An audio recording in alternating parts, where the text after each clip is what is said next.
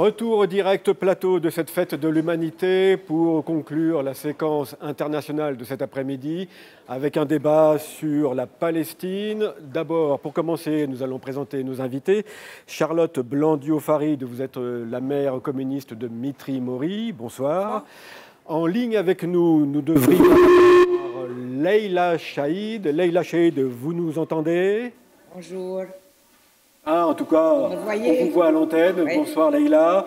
Et Abou Khalid, qui est exactement en ligne avec nous. Est-ce que vous nous entendez? Parfait, voilà. Un débat qui sera animé par Pierre Barbancet, grand reporter à l'Humanité. Pierre, je te passe la parole. On ne va pas faire semblant de ce que vous voyez comme à la télévision. À toi la parole pour 30 minutes.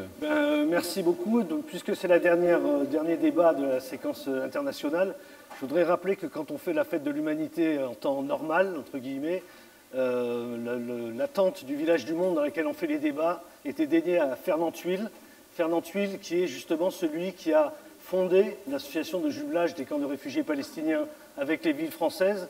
Fernand Thuil qui malheureusement nous a quittés il y a maintenant, ça va faire 7 ans au mois de décembre, et auquel je veux rendre hommage ici. Je crois que le plus bel hommage qu'on puisse faire, c'est aussi grâce à Isabelle Torchman, qui était sa compagne, de continuer le combat qu'il a mené, qu'il a entamé pour les réfugiés palestiniens. Et je pense et j'espère que le débat que nous allons avoir cet après-midi, cette fin d'après-midi, tiendra à toutes ces promesses et aussi en l'honneur de Fernand Thuil. Alors, peut-être avant de parler directement des camps de réfugiés palestiniens, et du statut des réfugiés palestiniens. Peut-être un petit mot sur la situation, mais Leïla Chaïd va nous éclairer, je pense, beaucoup plus que moi, sur la dernière séquence qui s'est passée dans cette année 2020, avec, au mois de janvier, la signature entre le Premier ministre israélien Benjamin Netanyahou et le président américain Donald Trump sur ce fameux plan dont on vantait les mérites, qui est soi-disant un plan de paix, qui s'est avéré être en fait un plan pour permettre à Israël de continuer son occupation, sa colonisation, et qui prévoit tout simplement d'annexer 30% de la Cisjordanie dans la vallée du Jourdain. Un plan qui évidemment s'est fait sans l'aval des Palestiniens, sans aucune discussion avec les Palestiniens, et dont on voit aujourd'hui en réalité ce qui se tramait derrière, puisque vous le savez, très récemment, Israël et les Émirats arabes unis ont décidé de normaliser leurs relations, une normalisation qui a été approuvée par un certain nombre de pays arabes, notamment l'Égypte, qui est un des deux pays avec la Jordanie qui a déjà signé un accord de paix avec Israël, et qui signifie tout bonnement, quand on voit l'attitude de la Ligue arabe aujourd'hui, qui signifie tout bonnement l'abandon par une grande partie des pays arabes de la cause palestinienne. Or, je pense, et je me tournerai vers Leïla Chaïd, je pense que la question palestinienne reste centrale au Moyen-Orient, que la résolution de la question palestinienne, je ne parlerai pas ni du conflit israélo-palestinien, ni de problème palestinien, mais de la question palestinienne, parce qu'il s'agit essentiellement du droit d'un peuple à disposer de lui-même, des droits d'un peuple à créer son propre État, avec des paramètres qui sont déjà fixés. C'est-à-dire qu'aujourd'hui, tout est sur la table au regard du droit international et au regard des résolutions de l'ONU qui ont été votées depuis des décennies et des décennies. Or, ces résolutions-là ne sont pas appliquées, le droit international n'est pas appliqué. C'est non seulement un déni de justice, mais c'est une attaque très vive contre les droits humains. Alors, Leïla Chaïd, vous qui avez cette expérience et vous continuez à avoir de combattantes palestiniennes, et ce combat vous a amené, y compris, à être ambassadrice de Palestine en France, puis auprès de l'Union européenne, de la Belgique et du Grand-Duché du Luxembourg. Aujourd'hui, à quoi est-ce qu'on assiste exactement depuis le mois de janvier, avec cette annonce par Trump et Netanyahou, jusqu'à l'annonce de la normalisation des relations entre Israël et les Émirats arabes unis? Oui, tu as tout à fait raison, Pierre. Je dirais que nous assistons à la décomposition de la géostratégie du Proche-Orient. Ça commence vraiment avant janvier, disons, et le moment où M. Trump, avec son gendre, M. Kushner, invente soi-disant une proposition de paix qui pratiquement n'avait comme contenu que l'offre d'aide financière. Vous vous rappelez la grande conférence de Bahreïn qui a été un échec total, puisque comme vous dites, comme tu dis, Pierre, on n'a même pas pris la peine de consulter les Palestiniens sur les termes de référence ou le contenu de ce soi-disant projet de paix.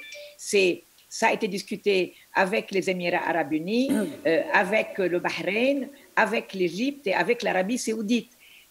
Je pense qu'on peut dire que nous entrons dans une nouvelle phase d'un monde arabe sous influence américano-israélienne, où le premier ennemi à abattre n'est plus la puissance occupante depuis 72 ans, qui est Israël, mais l'Iran. Monsieur Trump a décidé que le grand ennemi qui va vraiment fonctionner comme l'ennemi commun entre lui et les pays du Golfe, c'est l'Iran. Et donc, c'est cette soi-disant alliance contre l'Iran qui a fait qu'on a basculé d'une unité arabe de la plupart des pays arabes membres de la Ligue arabe, ça veut dire 21 pays plus la Palestine qui est le 22e, pour s'occuper, pour vraiment diviser le monde arabe en plusieurs régions, en particulier une région du Golfe qui ne s'intéresse plus à la cause palestinienne et qui redoute la démocratisation. Ça commence vraiment en 2011 avec les révolutions arabes. C'est ce que vous appelez dans la presse les printemps arabes. Les printemps arabes, c'est une vraie révolte de la jeunesse, une révolte laïque, une révolte démocratique, une révolte où les femmes et les hommes ensemble luttent pour l'égalité des droits, pour un État laïque, pour une anticapitaliste, anti la concentration de toute cette présence militaire américaine, israélienne, mais quelquefois même française, malheureusement. Vous le savez bien tous, et Pierre en particulier, puisque tu vois sur place et que tu vois que les armes qui circulent, quelquefois, sont aussi malheureusement vendues par le gouvernement français. Donc la Palestine, aujourd'hui, souffre. Il ne faut pas dire que ce n'est pas important. C'est important, la décision qui est faite contre les Palestiniens et contre leurs droits, puisque les intelligents dirigeants des Émirats arabes unis n'ont même pas demandé quelque chose en retour pour la reconnaissance officielle d'Israël. À dire vrai, on ne peut même pas dire que c'est un accord de paix, puisque les Émirats ne sont pas en guerre avec Israël. La Jordanie l'était, l'Égypte l'était, la Syrie l'est toujours, le Liban aussi, la Palestine aussi. Mais les Émirats arabes unis étaient solidaires des Palestiniens, des Jordaniens, des Libanais et des Syriens et des Égyptiens. Mais eux n'ont jamais eu de territoire occupé. Donc prétendre que c'est un accord de paix est de la foutaise. Je le dis comme je le pense, avec un mot qui n'est pas très diplomatique, mais je n'ai plus de raison d'être diplomate. Je pense que toute cette invention n'a rien à faire ni avec la Palestine, ni avec le monde arabe. Trump a besoin, comme Netanyahou, de montrer qu'il a réalisé quelque chose dans son premier mandat, puisque dans presque un mois, il va devoir faire face aux élections, et il veut vendre cet accord de paix comme la grande réalisation, puisque mardi prochain, il va, soi-disant, célébrer la reconnaissance d'Israël par le Kosovo, par la Serbie et par les Émirats arabes. On se demande ce qu'ils font ensemble, d'ailleurs. Mais je vois mal la Serbie et le Kosovo aller ensemble sur la pelouse verte. Trump est désespéré, lui et Netanyahou, pour vendre quelque chose, et ils veulent vendre ça au monde. Mais je pense que ça ne passera pas au niveau des opinions publiques, ni occidentales, ni arabes. Vous ne pouvez pas rester là, pardon, je suis désolé. Non, vous êtes dans le champ de la caméra, je suis désolé, monsieur. Leïla Chaïd, les Émirats arabes unis prétendent qu'en passant cet accord de normalisation avec Israël, ils ont mis en échec l'annexion des territoires palestiniens comme prévu par le plan Trump. Est-ce que c'est vrai? Oui, ta voix a disparu, Pierre. J'espère que vous entendez ma réponse. La fin de la question. Oui, la question, c'est des Émirats arabes unis prétendent que grâce à cet accord de normalisation avec Israël, bien entendu. Ils ont réussi à mettre en échec l'annexion des territoires palestiniens. Est-ce qu'il faut prêter flanc à cette prétention émirative? Écoute Pierre, et tous les amis de l'humanité qui nous entendent de la fête.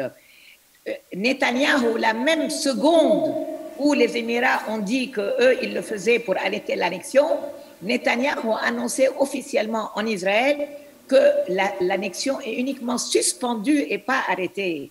Et il a dit, je me réserve le droit d'annexer quand je veux. Et le monde entier le sait, les Américains ont dit d'ailleurs qu'on ne sait pas quand est-ce qu'il va reprendre l'annexion. Mais en réalité, Pierre, et toi tu l'as vu sur le terrain, l'annexion est en cours depuis des années, elle est presque terminée. Le plan américain entériner la reconnaissance de l'annexion. Mais l'annexion, elle a déjà eu lieu. Tous ces territoires C, qui sont la région la plus fertile de la Cisjordanie, et celle qui est limitrophe avec la rivière du Jourdain, et donc avec un pays arabe qui est la Jordanie, elle est déjà annexée. Les gens n'ont plus le droit ni d'utiliser les nappes phréatiques d'eau, ni de cultiver leur culture, ni de prendre leurs troupeaux dans ces territoires-là. Il y a une supercherie terrible, et malheureusement la communauté internationale fait partie de ceux qui jouent la supercherie. Il y a une supercherie honteuse, parce que tout le monde connaît la réalité. Tous les consuls généraux européens, inclus le français, ils sont sur le terrain.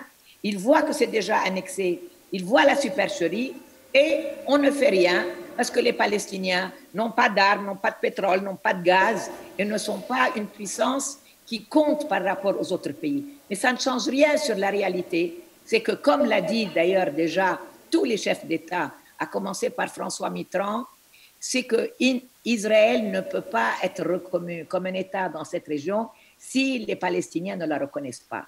Et les Palestiniens ne reconnaîtront jamais un État qui les prive des droits dont dispose le peuple israélien. Et nous continuerons à nous battre, nous et nos frères palestiniens dans le monde entier, avec nos amis, justement, nos amis de l'humanité et du reste du monde, pour gagner notre droit. Merci, Leïla Chaïd. Alors, on va revenir plus précisément et on va approfondir un peu ces questions. Je vous rappelle que dans cette première demi-heure, nous sommes en direct et que vous pouvez suivre donc, sur le site de l'Humanité. Je voudrais me tourner peut-être vers Mervat Abou Khalil qui est à Beyrouth et savoir un peu justement cette problématique-là dont nous venons de parler, notamment le plan Trump, puis cette normalisation avec les Émirats arabes unis. Comment est-ce que ça a été reçu dans les camps de réfugiés au Liban? Mervat Abou Khalil, qui est, je rappelle, correspondante de la JPF à Beyrouth. Tout d'abord, j'aimerais remercier l'Humanité et les amis qui sont solidaires. Et j'aimerais sauter sur cette occasion pour lancer la collecte pour les camps des réfugiés et les villes qu'on fait ensemble, la JPF, avec les villes jumelées et les individus. Et que j'aimerais dire qu'on a collecté jusqu'à présent, il y a eu une collecte de 20 000 euros et que il est disponible sur le site de la JPF en ligne. Donc, j'aimerais commencer avec ça pour nos amis qui nous écoutent. Ça va permettre d'apporter une aide à nos concrète dans les camps des réfugiés, comme aide en médicaments et en nourriture. Vous savez, la situation, on reviendra plus tard aussi sur la situation des camps des réfugiés parce que ici aussi avec moi, il y a le camarade Khaled Diamani du camp de Badawi qui est venu et pour parler de la situation plus tard sur le web AJPF. Donc, quant à la réaction des réfugiés dans les camps par rapport, c'est comme elle vient de dire, Leïla, que les Palestiniens ne reconnaissent aucunement tout ce qui a été dit parce que, je ne sais pas, après, Leïla, il est difficile de parler, je pense, parce qu'elle a tout couvert, mais les Palestiniens ne reconnaîtront pas ces traités parce que rien n'a changé, leur vie ne va pas changer grâce à ces traités qui ne vont pas influer, qui ne vont pas affecter ni leur droit de retour, ni rien. Il n'y a ni guerre entre les Émirats, c'est pas un processus de paix qu'il y a eu pour arriver à ça. Il y a uniquement paix contre paix. Il n'y a pas paix contre terrain ou contre territoire occupé, comme ça a été le cas, même si c'était symbolique avec le cas de l'Égypte ou le cas de la Jordanie. Mais ici, c'était donc les Palestiniens ne sont pas concernés. Comme la plupart des masses arabes, au contraire, ils sont en colère. Le fait de voir le drapeau israélien sur un terrain arabe, ça blesse bien sûr l'amour-propre de chaque personne arabe. Ce drapeau représente un occupant on a lutté toute une vie contre l'occupation pour le voir comme ça arriver. C'est pas peu, mais on va continuer notre combat. Les Palestiniens vont continuer leur combat. de toutes les manières possibles, où ils soient, qu'ils soient dans les camps des réfugiés ou ailleurs ou partout. Mais ils ne reconnaissent pas tout ce qui s'est passé, ce qui est entre les régimes. Même ils ont ils ont rejeté même les accords de la Ligue arabe, qui a été beaucoup moins, qui n'a pas été à la hauteur de nos attentes. La réunion, ils ont refusé une résolution palestinienne qui n'a pas été adoptée à cet égard. Donc, merci. Merci Mervat. Alors on a un petit problème de décalage un petit peu, donc si je te coupe, je m'en excuse. Je voudrais rappeler à ceux qui nous rejoignent là, d'abord que nous sommes en direct. Deuxièmement, que la JPF, pour ceux qui ne le savent pas encore, c'est l'association de jumelage des camps de réfugiés palestiniens avec les villes françaises. On y reviendra tout à l'heure, mais Mervat vous a dit qu'il y avait une collecte qui était lancée pour les camps de réfugiés, et quand tout à l'heure nous allons parler de la situation des réfugiés palestiniens au Liban, mais qu'on pourrait malheureusement généraliser à l'ensemble des camps de réfugiés, vous verrez combien cette aide financière est nécessaire et savamment utilisée par la JPF pour l'aide aux Palestiniens. Mais je voudrais d'abord me tourner vers Charlotte, maire de Mitry-Mory, comme tu l'as présenté, Lionel, et savoir, la ville de Mitry-Mory est jumelée, je crois, avec le camp de Nar el-Bared, qui se trouve au nord du Liban. Savoir comment vous, en tant que maire de cette ville, vous avez reçu ces développements politiques dans cette région du monde. Alors, bonjour à toutes et à tous et merci pour cette invitation. C'est vrai que je suis enchantée de venir apporter un témoignage d'un maire qui est jumelé, qui a jumelé sa ville et ses habitants avec un camp de réfugiés palestiniens au Liban. Ça fait une vingtaine d'années que les liens sont proches avec le camp de Nar el-Bared et la ville de Mitry-Mory qui se situe en région parisienne. Et puis, depuis 2017, un accord de jumelage signé avec la JPF a été signé entre nos deux villes et des liens étroits se sont tissés depuis plusieurs années. Et je salue Mirvat et Khaled qui sont là-bas. Il y a à peine un an, on était ensemble au Liban et donc c'est assez émouvant de pouvoir se retrouver avec une fête de l'UMA autrement, mais de pouvoir se retrouver ensemble entre amis. Alors la situation, on la suit de notre porte, avec les éléments de contexte qu'on connaît et qui ont été rappelés là tout à l'heure. Moi, je vais apporter simplement mon témoignage d'une personne qui a été au Liban, dans les camps de réfugiés, pour voir nos amis et puis constater ce que j'avais pu lire, d'ailleurs via tes articles, Pierre, dans l'Humanité souvent, constater une situation extrêmement dégradée pour les réfugiés au Liban et une situation qui ne cesse de s'empirer à la faveur que la situation sociale, y compris d'un pays comme le Liban, se dégrade. Quand on était l'année dernière au Liban avec Mirvat, on était en pleine crise sociale. Il y avait des grandes manifestations dans tout Beyrouth, manifestations auxquelles on a pu participer. Et on s'est rendu compte à un moment donné que dans ce pays qui était en crise, eh bien, la situation des Palestiniens était encore plus remise de côté, à la faveur aussi du fait qu'ils accueillaient des réfugiés syriens, puisque dans d'autres pays du monde, là aussi, la situation était difficile.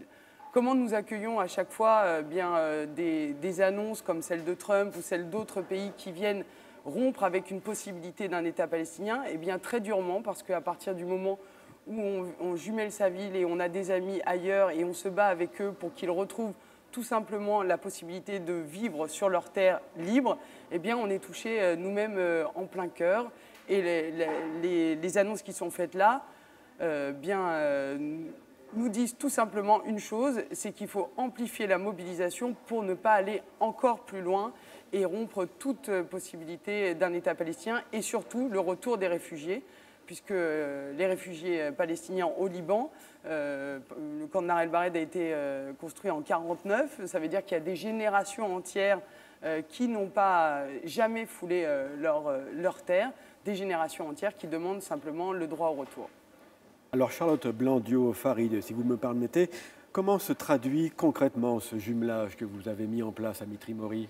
Alors de plusieurs manières. Déjà, notre engagement, il est de solidarité internationale, il est politique, puisque nous prenons tout d'abord l'engagement de dire que nous reconnaissons bien le droit international, la volonté qu'un État palestinien se construise et qu'on est une voix, une commune, une partie intégrante de la République et qu'on se doit, quand on se veut une ville de paix, une ville qui défend des valeurs, de réaffirmer cela.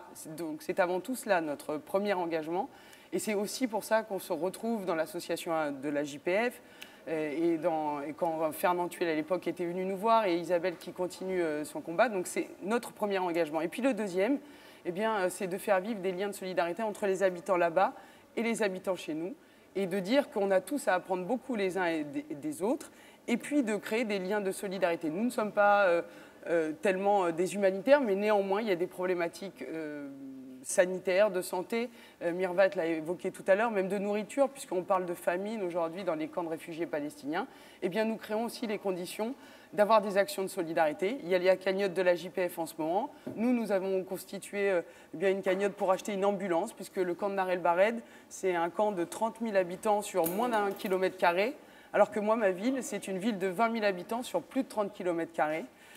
Et là-bas, pas une seule ambulance et des problèmes sanitaires. Et en plus, dans la période que nous traversons avec la crise du Covid, la question de la santé et d'assurer la santé de ces réfugiés était importante. Voilà comment on peut faire vivre ce jumelage au quotidien, en recevant aussi des enfants, des jeunes, pour faire partager, y compris à nos jeunes, bien, les situations qui se font dans le monde, et puis leur apprendre réellement ce qu'est la question, de toute manière, la cause palestinienne, que peut-être on n'apprend pas assez bien à l'école, et sûrement très mal même. Et donc, au travers de ces rencontres, ils comprennent pourquoi être un militant de la cause palestinienne, c'est être un militant de la paix. Merci Charlotte. Je voudrais me tourner à nouveau vers Leïla Chaïd avant qu'on finisse cette première demi-heure en direct. Peut-être pour resituer, Leïla, si tu veux bien, cette problématique des réfugiés. Est-ce qu'il s'agit d'une simple question humanitaire ou est-ce dans le fond une question profondément politique, voire centrale dans la problématique du combat des Palestiniens? C'est l'essence du problème palestinien. Tu as raison, Pierre, de dire que ce n'est pas un conflit, parce que les conflits, ce sont entre deux États ou deux armées. Nous ne sommes pas un État, nous n'avons pas d'armée. C'est une cause. Et cette cause, lorsqu'elle a commencé en 1947 aux Nations Unies, lorsqu'on a voulu créer à la place de la Palestine un foyer national juif, qu'on a appelé Israël, on l'a appelé la question de Palestine. Pas la question palestinienne, pas l'adjectif, mais la question de Palestine, the question of Palestine. Et le cœur de la question de Palestine, c'est les réfugiés. Parce qu'elle n'a pas commencé en 67 avec l'occupation, la cause palestinienne. Elle a commencé en 1947, lorsqu'on a décidé que ce pays qui était sous mandat britannique, qui devait devenir indépendant, comme la Syrie et le Liban étaient sous mandat français et ils sont devenus indépendants, les Britanniques ont aidé le mouvement sioniste à créer un État national et on a mis à la porte 750 000 citoyens palestiniens qui habitaient chez eux. Et ils sont devenus réfugiés en Jordanie, au Syrie, au Liban, à Gaza et dans le reste du monde. Et donc, la question des réfugiés n'est absolument pas humanitaire. Elle est foncièrement politique et elle est la preuve de ce que nous appelons la Nakba. Ça veut dire la catastrophe de Palestine. La Nakba est la disparition littéralement de la Palestine qui a été remplacée, vous savez, il faut dire aux jeunes, les cartes de géographie de tous les livres de géographie du monde avaient le nom Palestine sur la carte.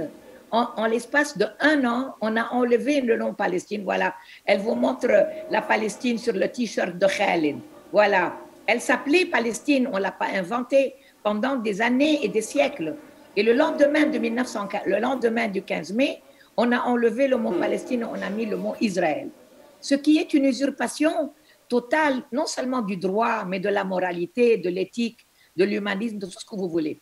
Le miracle, c'est que les Palestiniens, malgré toute cette nakba, ils ont proposé aux Israéliens depuis 1988 de partager le pays et de vivre ensemble. Et ce partage, on n'a même pas dit qu'il devait être 50-50%, 50 pour eux, 50 pour nous. Nous, on demande 22% parce que nous voulons des territoires où la majorité des citoyens qui résident sont palestiniens, chrétiens, musulmans ou athées. Ça, c'est la Cisjordanie, Gaza et Jérusalem-Est. Et nous avons reconnu en 1988 Israël dans le reste du territoire qui fait 70% de la Palestine historique. La question des réfugiés, elle concerne la majorité du peuple palestinien. Plus de 6 millions de personnes sont des réfugiés. La grande partie est en Jordanie, mais la Jordanie leur donne un certain nombre de droits. La Syrie aussi, mais dans les derniers événements, ils ont été traités très mal, comme les Syriens d'ailleurs. Aujourd'hui, la situation la plus dramatique est celle qui est au Liban. Pourquoi? Parce que le Liban vit la crise politique, économique, financière, sécuritaire la plus grave de son histoire. Nous sommes accueillis chez les Libanais. Nous n'avons pas de papier d'identité libanais.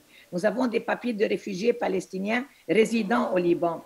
Lorsque le Liban lui-même vit ce que vous avez vu dans toutes les nouvelles, l'effondrement de la livre libanaise, la crise du chômage, la situation sécuritaire, l'explosion du port de Beyrouth, comment voulez-vous que des réfugiés qui sont installés au Liban depuis 72 ans puissent, eux, profiter de quoi que ce soit? Et donc, aujourd'hui, la priorité va aux réfugiés du Liban parce que c'est la situation la plus dramatique. Mervat me disait il y a un instant avant qu'on ne commence qu'on ne peut même pas compter le nombre de cas de coronavirus dans les camps parce que M. Trump a décidé qu'il ne voulait plus contribuer à l'UNRWA, ça veut dire l'Office des Nations Unies pour les réfugiés palestiniens, qui est le seul organisme qui accorde de l'aide à l'intérieur des camps. L'OLP a été mis à la porte du Liban pour des raisons réellement de dissension politique, principalement avec la Syrie. Et donc, les réfugiés palestiniens n'ont que vous. Ils n'ont que vous. Et je pense que cette coopération décentralisée, elle est très importante parce qu'elle est de citoyen à citoyen. C'est vrai qu'on ne va pas demander aux citoyens d'amis à travers le monde solidaire de la Palestine de remplacer la responsabilité des Nations Unies ou des États. Mais en attendant, j'espère que Trump soit mis à la porte de la présidence de la République américaine, il faut que ces gens puissent tenir.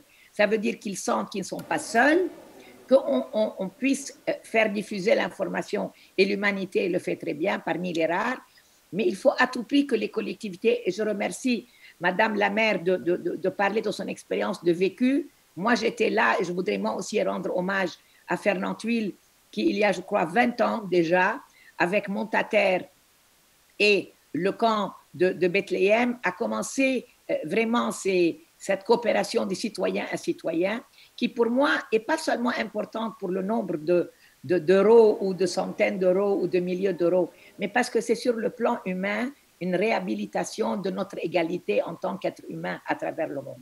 Et je pense que tout ce que j'ai vécu, j'ai été 25 ans ambassadrice en Europe, il y a eu des réseaux de jumelage de ville à ville, de ville à camp, et les villes à camp, c'est vraiment Fernand qui les a inventées, et je pense qu'elles sont très importantes sur le plan moral.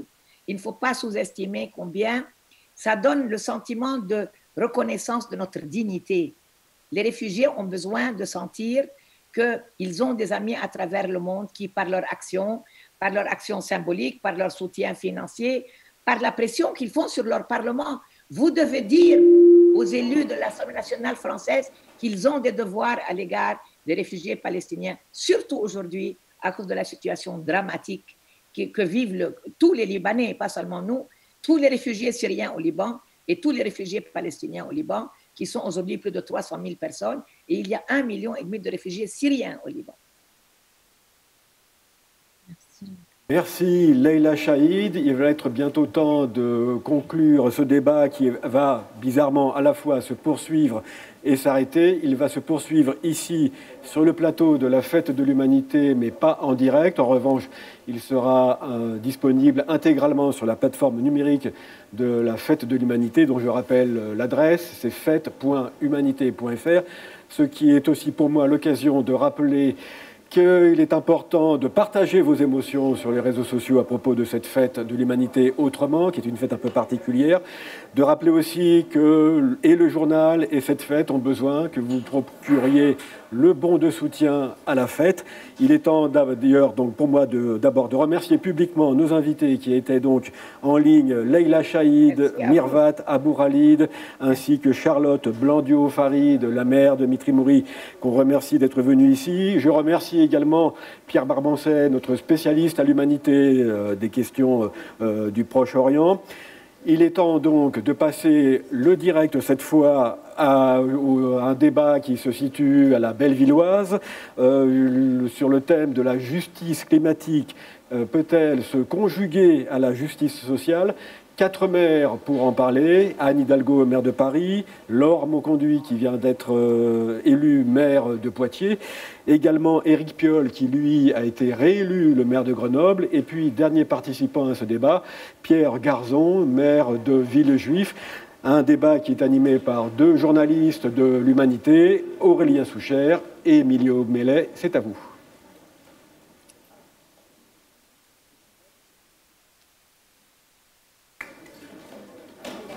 Nous, on continue le débat.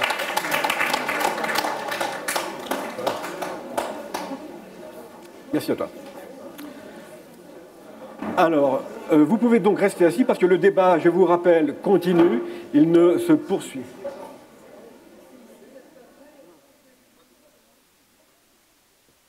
Oui, donc le débat donc, peut se continuer, mais il n'est plus en direct, il n'est plus diffusé en direct sur la chaîne télévisée de l'Humanité. En revanche, ce débat sera monté, on va évidemment couper mon intervention, je l'espère, et le questionnement peut se poursuivre avec donc tous nos intervenants.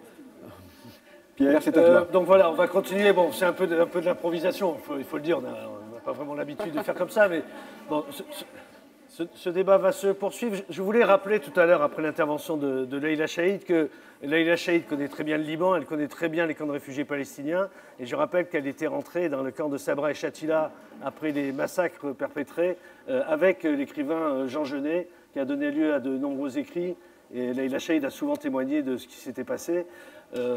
Et quant au témoignage, notre ami Khaled Yamani est avec Mervat Abou Khalil à Beyrouth. Alors, si on peut faire ça, je souhaiterais que Khaled intervienne un peu pour nous dire un peu ce qui se passe dans les camps de réfugiés palestiniens qui témoignent. Alors, évidemment, Khaled va intervenir en arabe et Mervat, si tu veux bien faire la traduction, qu'on puisse avoir ce témoignage fort et direct de Khaled.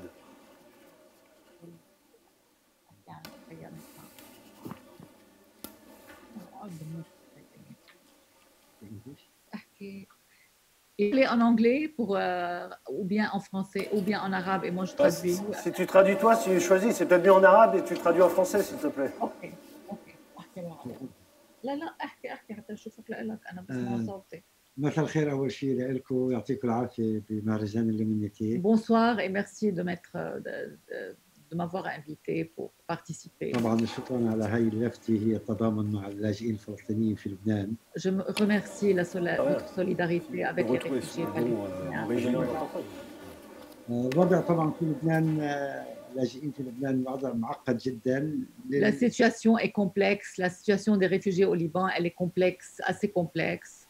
طبعا بالأول الوضع اللبناني هو أصلا معقد ومشاكل اقتصادية واجتماعية ومالية La situation au Liban, elle est complexe.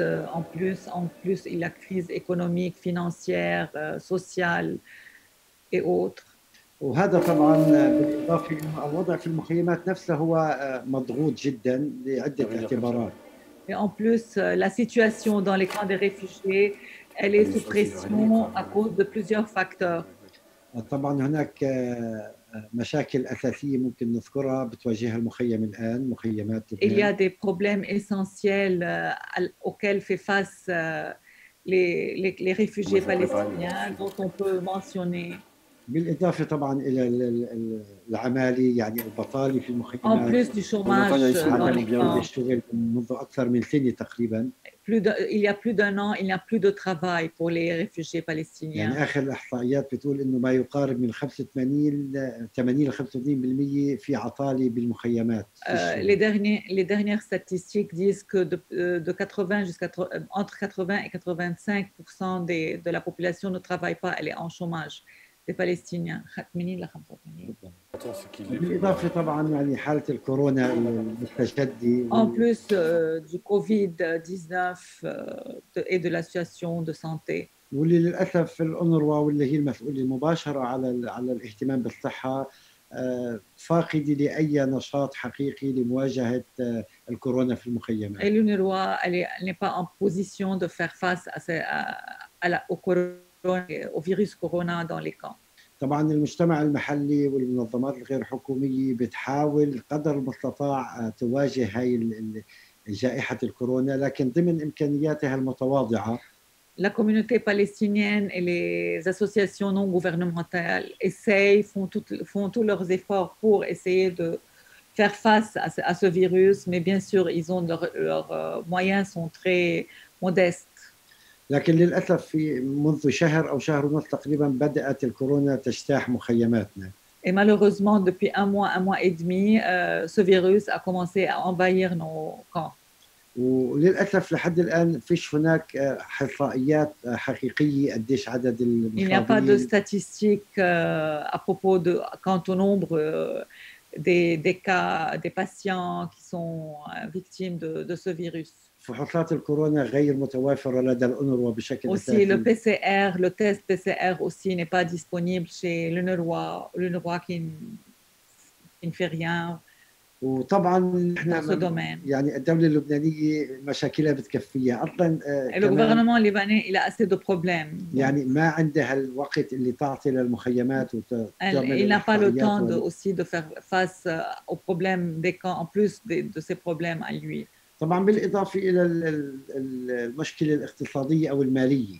En plus du problème financier, économique. كان هناك العديد من المهاجرين أو اللاجئين الفلسطينيين يرسلوا أموال إلى أهليهم في لبنان للمساعدة. Il y avait beaucoup d'expats, des gens qui sont, on dit les exilés, les immigrés palestiniens qui envoient à leurs compatriotes, à leurs familles de l'argent au Liban.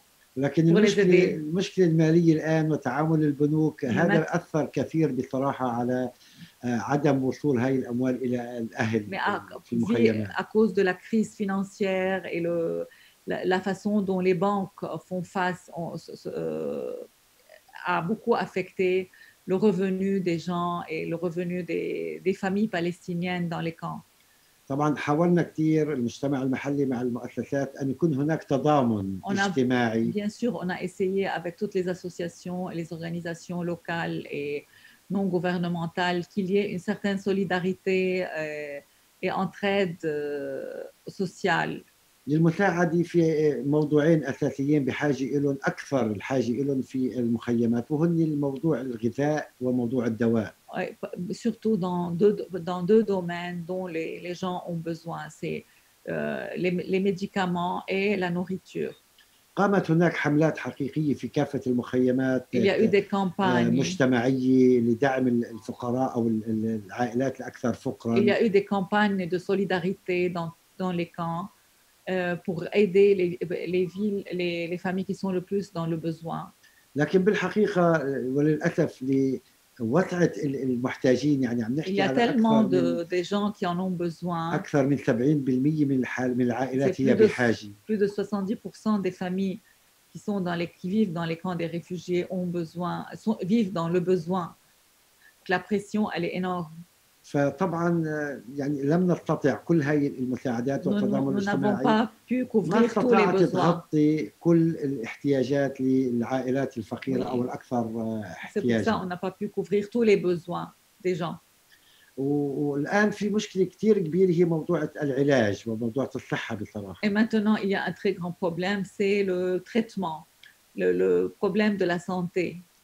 طبعا هاي مش متعلقة بالفلسطيني فقط، متعلقة بالوضع اللبناني. Aussi, ça a rapport avec la situation en général au Liban, pas seulement uniquement, elle n'est pas liée uniquement aux réfugiés palestiniens. لكن ممكن الآن تلاقي في كثير من الكبار السن واللي عندهم أمراض مزمنة واللي بحاجة لأن يدخلوا المستشفى، لكن للأسف فيش مجال بتاتا أن يدخلوا، فبتلاقيهم قاعدين بالبيت ومش عارفين شو بدي يعملوا بالحقيقة. Maintenant, il y a beaucoup de personnes âgées qui souffrent de maladies chroniques, mais qui n'ont pas les moyens d'être hospitalisés, donc qui restent à la maison sans pouvoir avoir accès au traitement.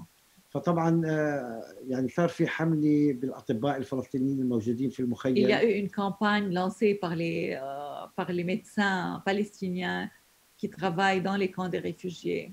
طبعا يحاولوا أن يعملوا زيارات منزلية ويحاولوا يعطوا الإرشادات بقدر استطاعتهم. Ils ont essayé de faire des visites dans les maisons pour donner des instructions autant que possible dans leurs limites. بالإضافة لتأمين بعض الأدوية اللي بصراحة هي غالية جدا مثل أمراض القلب وأمراض الكلى وأمراض يعني السرطان. Ils ont essayé aussi de procurer les médecins qui sont très chers, comme les médicaments pour les maladies de cœur, les médicaments pour cancer et pour les reins.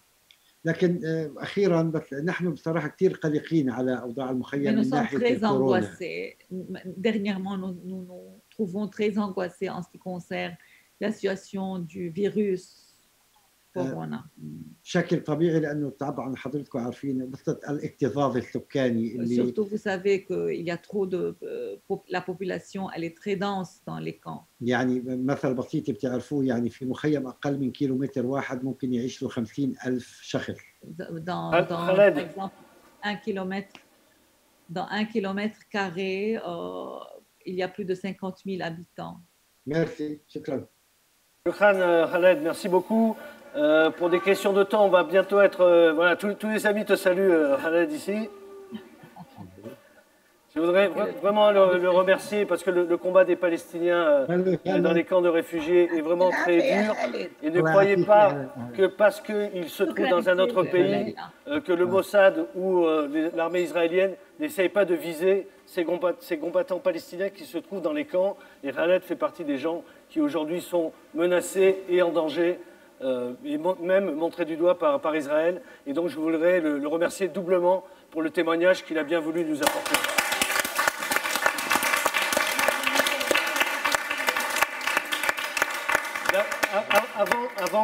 Avant qu'on se quitte, je voudrais poser une dernière question, si vous le voulez bien, à Leïla Chaïd.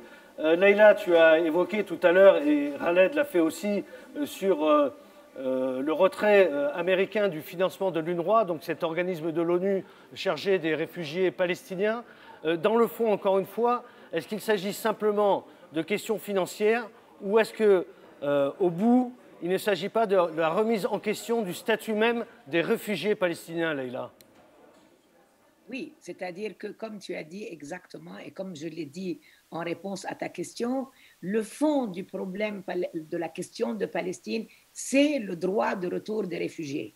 Nous avons commencé notre lutte pour pouvoir mettre en œuvre un droit reconnu et qu'Israël a été obligé de reconnaître lorsqu'elle a été admise comme membre, comme État membre des Nations Unies. C'est la résolution 194 qui dit que tout réfugié de n'importe quel pays qui est expulsé de son pays par une situation de guerre a le droit de rentrer chez lui, sauf si lui-même ne souhaite pas le faire et il a droit à une indemnité. Or, aujourd'hui, c'est le cœur du problème et les Américains essayent d'annuler toute la question des réfugiés en utilisant la question financière. Mais la question est avant tout politique. Et c'est pour ça que les réfugiés, alors il y a des gens qui ne comprennent pas, qui disent « mais c'est la direction palestinienne qui a laissé les pauvres réfugiés dans les camps ». Non, les réfugiés ne sont pas des gens qui cherchent un meilleur aspect humanitaire. Ils veulent leur droit au retour en Palestine. Et en attendant ce droit qu'ils attendent depuis 72 ans maintenant, depuis 1948, ils voudraient vivre décemment. C'est pour ça qu'ils n'ont pas demandé à être naturalisés libanais ou syriens ou chinois ou français, mais qu'ils veulent un droit individuel et collectif qui est leur droit au retour dans leur pays, comme on a vu d'ailleurs les réfugiés vietnamiens, les réfugiés kosovars, les réfugiés serbes, les réfugiés du monde entier sont rentrés chez eux. Les seuls qui n'arrivent pas à rentrer chez eux sont les Palestiniens parce qu'Israël leur empêche physiquement, militairement de le faire. Et je voudrais dire que la communauté internationale est un peu complice de ce refus. Parce que, comme tu as dit au début de ton intervention, on connaît les termes du règlement de la question de Palestine. Comment est-ce qu'on peut prétendre qu'on ne les connaît pas? Toutes les résolutions sont déjà votées. Il ne faut rien ajouter. Il faut juste mettre en œuvre. Et pour mettre en œuvre, nous avons besoin d'États membres du Conseil de sécurité ou de l'Union européenne ou de la Ligue arabe qui réellement prennent au sérieux le droit du peuple palestinien au retour à l'autodétermination et à l'indépendance et la souveraineté. Et les Palestiniens continueront à se battre jusqu'à ce que ce droit soit réalisé. Le cœur de la question, la révolution palestinienne sans les réfugiés n'aurait jamais existé. Et c'est dans ces camps de réfugiés palestiniens en Palestine même, parce que comme a dit Pierre, nous avons des réfugiés en Palestine, à Gaza et en Cisjordanie, mais aussi dans les camps de Jordanie, du Liban, du Syrie, que vraiment vit cette vitalité extraordinaire de l'intifada, d'une révolution qui est avant tout une révolution pour la dignité humaine des femmes et des hommes qui composent ce peuple. Et je vous promets, elle continuera tant que justice n'est pas faite et tant que ce droit n'est pas reconnu. Merci Leïla Chaïd. Je voudrais, avant de remercier nos invités, qu'on se sépare momentanément, puisque la fête de l'humanité se poursuit dans les allées et dans les étages de la Bellevilloise, et voire même ailleurs en région parisienne, je voudrais dire une chose. C'est que d'abord, il y a ces villes qui sont jumelées avec des camps de réfugiés palestiniens, et Khaled l'a encore redit l'importance, et Charlotte a dit un peu le combat qui était mené, ce qui était fait, et j'invite tout le monde, citoyens de ces villes, à participer à ce combat. La deuxième, c'est que Leïla l'a rappelé aussi, c'est que le combat pour les réfugiés palestiniens, c'est un combat global et un combat central. Et dans ce combat-là, je pense qu'en France, on a à mener cette bataille de la reconnaissance de l'État de Palestine par la France, comme l'a déjà fait le Parlement, pour aider les Palestiniens à garantir leurs droits et avoir réellement leur État, parce qu'aujourd'hui, on est en train d'aller en marche arrière. Et donc, je crois que là aussi, il y a un travail d'explication et un travail de terrain à faire, y compris vis-à-vis de nos élus, que ce soit les maires, que ce soit les conseillers départementaux, que ce soit les sénateurs, que ce soit les députés, et donc faire un travail d'une démarche et un combat réel pour que la France, enfin, reconnaisse officiellement l'État de Palestine, puisque même si on se base sur la division de la Palestine historique en 1947, 2 États devaient voir le jour. Pour l'instant, il n'y en a qu'un, c'est celui d'Israël. À la France aujourd'hui de faire le pas. Et derrière elle, un certain nombre de pays européens suivront et reconnaîtront l'État de Palestine. Et je crois que c'est urgent aujourd'hui. Voilà, merci beaucoup. Rendez-vous aussi dans les pages de l'Humanité, sur le Moyen-Orient, le Proche-Orient et l'ensemble de la planète, parce que toutes les questions aujourd'hui sont quand même étroitement liées. Merci beaucoup, merci à tous et à bientôt. Et je ne dis pas à vous Cognac G, comme l'aurait dit Léon Zitrone, mais à toi Lionel. Merci.